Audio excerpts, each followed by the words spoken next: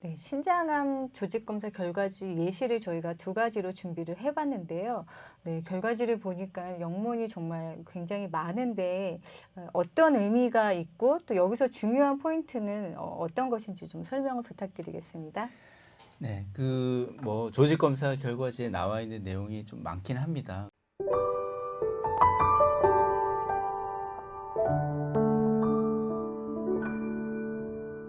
퇴원 후 외래 진료를 이제 보게 되는데요. 이제 이 외래 진료 때는 수술 결과 등의 여러 가지 이제 이야기들을 듣게 되는데요. 생각만 해도 많은 분들이 이제 긴장을 하실 겁니다. 보통 진료실에서 수술 결과에 대한 얘기는 어느 정도 범위로 하고 계신지 궁금하거든요. 보통 이제 그 조직 검사 결과가 제일 중요한 내용이 네. 될 텐데요. 그 조직 검사가 이렇게 생각보다 이렇게 빨리 나오지가 않거든요. 네. 우리가 수술 검체를 병리과에 보내면 병리과에서 그거를 처리를 다 한 다음에 슬라이드를 만들고 염색을 하고 네. 판독을 하고 이게 최소 일주일 음. 에서 뭐 길게는 2주 이주. 이렇게 걸리기도 네. 하고요. 진단이 굉장히 어려운 경우가 있습니다. 이게 네. 어떤 세포 타입인지 뭐 음. 특징적으로 나타나는 네. 이런 게 없는 경우에는 추가적으로 또 면역 염색을 하고 면역 염색을 하고 여러 번 반복을 하게 되면 유질보도 넘어가는 경우도 가끔 있을 수 네. 있습니다. 그래서 그런 좀 시간이 좀 걸리기 때문에 통상 네. 한 2주 정도째 외래를 오셔가지고 최종 그 결과에 대해서 이야기를 들으시는데 네. 조직 검사 결과에 제일 큰 거는 우선 신장암이다 아니다. 네. 이게 제일 네, 중요한 네, 그쵸. 정보고요. 네. 그다음에 신장암인 경우에는 음. 기수가 어떻게 된다. 네. 그다음에 악성도가 어떻게 된다. 음. 그다음에 깨끗하게 잘 절제가 네. 됐냐 안 됐냐. 이게 제일 네. 중요한 네. 거고 그다음에 이제 그 신장암은 동일한 음. 그 세포학적인 특징을 가지는 게 아니라 그 세부 분류들이 여러 네. 가지가 네, 네. 있거든요. 그래서 네. 그 어떤 타입인지 음. 이런 걸로 또 설명을 해드립니다. 네. 환자 입장에서는 사실 이제 수술이 어떻게 이루어지고 어떤 결과가 나왔는지 굉장히 세세하게 다 알고 싶어 해서 조직검사 결과서를 이제 떼면 사실 거기 너무 모르는 의학 용어들이 정말 빼곡하게 있거든요. 그래서 네. 요새는 환우에 막 조직검사 결과서를 올려서 판독을 저희한테 막 의뢰를 막 하세요. 네. 그래서 오늘은 좀 조직검사 결과지 샘플을 교수님께서 가져오셔서 그 부분을 좀 설명을 한번 들어보는 시간을 갖도록 하겠습니다. 네, 신장암 조직검사 결과지 예시를 저희가 두 가지로 준비를 해봤는데요. 네, 결과지를 보니까 영문이 정말 굉장히 많은데 어떤 의미가 있고 또 여기서 중요한 포인트는 어떤 것인지 좀 설명을 부탁드리겠습니다. 네, 그 뭐 조직 검사 결과지에 나와 있는 내용이 좀 많긴 합니다. 근데 이제 그 중에서 좀 주의 깊게 봐야 될 중요한 정보가 있고 또 그렇지 않은 것들도 있고 그다음에 병원마다 판독하시는 선생님마다 보고하는 방법들이나 이런 건 조금씩은 다 다를 수 있습니다. 이거는 이제 하나의 예시일 뿐이고요. 여기 보시는 거는 이제 처음에 키드니, 라이트, 파셜 레프렉토미 이렇게 돼 있어서 오른쪽 신장에 대해서 부분 절제 를 시행한 검체란 이야기고요. 그 다음에 있는 게 제일 중요하죠. 레널셀 카시노마, 신장암이 맞다. 이제 신장암이라는 의미고 뒤에 이제 클리어셀 타입, 신장암의 종류 중에서 투명세포 신장암이라는 이야기입니다. 이게 제일 흔한 종류고요. 그 뒤에 이제 사이즈라는 거는 뭐 당연히 그 종양의 크기고 포만 뉴클리어 그레이드라는 거가 이제 그 악성도를 분류하는 등급이고요. 1, 2, 3, 4등급으로 나뉩니다. 이제 이분은 지금 3등급으로 약간 높으신 편이고 그다음에 뭐 로케이션 그 위치가 어디 있었는지 그 얘기고 그다음에는 이제 레날 캡슐로 침범을 했냐의 이야기인데 이분은 이제 침범을 한 상태거든요.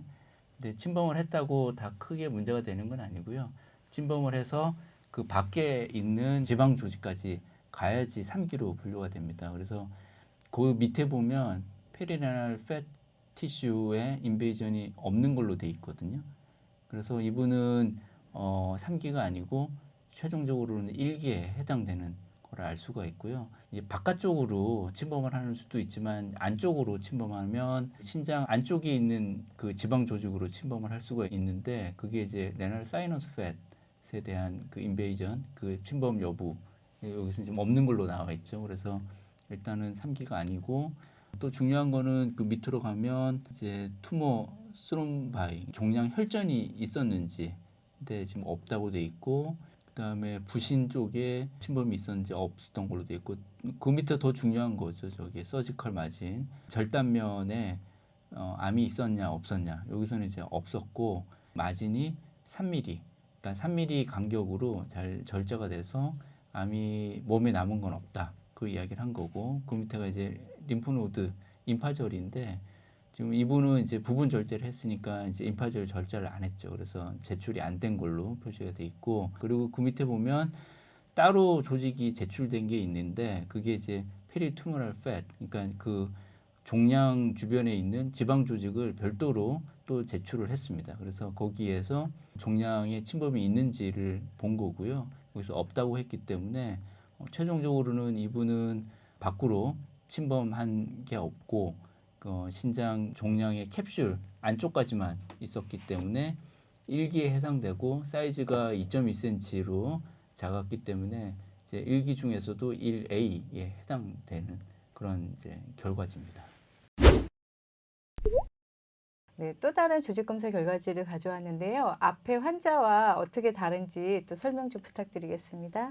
네, 앞에 환자는 아주 초기에 신장암으로 부분 절제하신 그 환자분의 결과지라 그러면, 이번에 두 번째 가져온 결과지는 조금 진행을 한 상태로 전절제를 한 결과지입니다. 그래서 보면 제일 처음에 있는 게 이제 키드니 레프트 라디칼 레프렉토미, 그래서 왼쪽 신장을 전절제를 했던 이야기고요.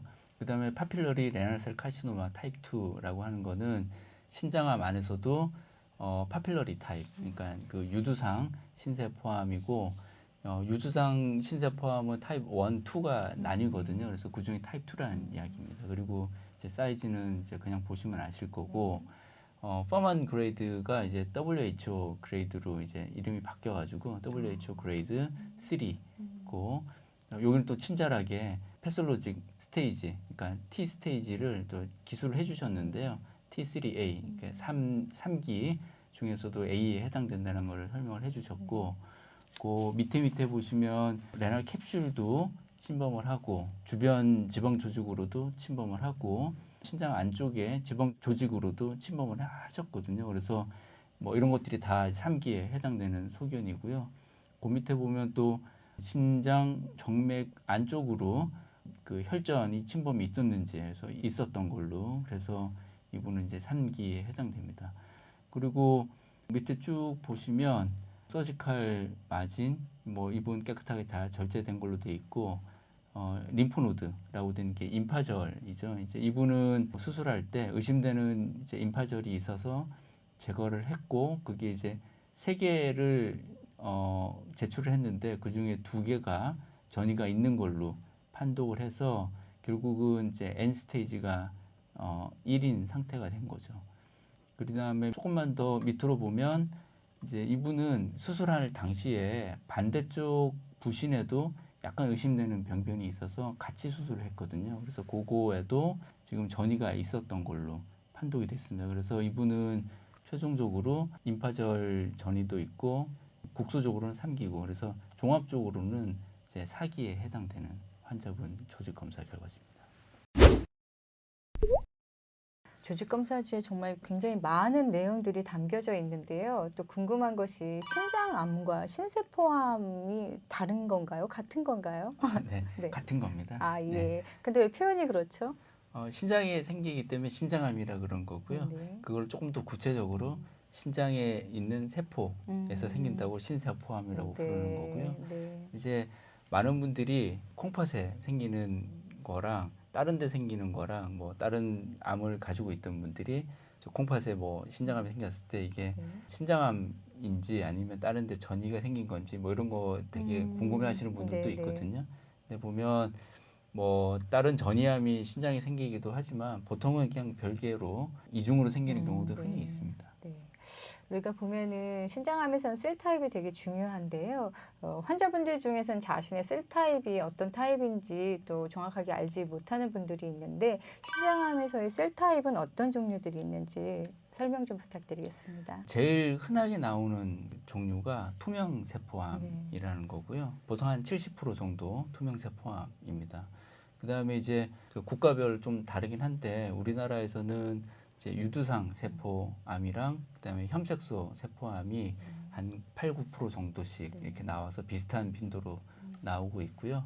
그다음에 그 콜렉팅 덕트 타입이라고 집합관 네. 그 세포암이라는 게 있는데 요거는 조금 악성도가 높고 못된 그다음에- 암이라고 네. 저희는 알고 있는데. 그 일반적인 네. 표적 치료나 이런 거보다 항암 치료에 오히려 더 잘 듣거든요. 네. 그래서 요거는 요로상피암이랑 조금 네. 그 좀 비슷한 측면이 있는 그런 특징이 있고요. 네. 그 외에 뭐 드물게 나오는 그런 그 종류들이 여러 가지가 네. 있습니다. 네. 그리고 그 유두상 세포 종 같은 경우에는 앞에도 잠깐 네. 언급을 해드렸지만 타입 1하고 2가 네. 있고요. 타입 1 같은 경우에는 예후가 조금 더 좋고 타입 네. 2는 예후가 조금 안 좋습니다. 그래서 제일 흔하게는 그 투명 세포암을 제일 기준으로 이야기를 네. 많이 하는데 타입 1 같은 경우에는 투명 세포암보다 예후가 조금 좋고 네. 타입 2는 조금 안 좋다고 이해를 하시면 되고요. 네. 혐색소 그 세포종 같은 경우에는 통계적으로는 투명 세포암이랑 큰 차이가 없는 걸로 네. 되어 있습니다. 네. 환자분들이 셀 타입을 알아야 되는 이유가 있을 텐데요. 셀 타입은 왜 중요하죠?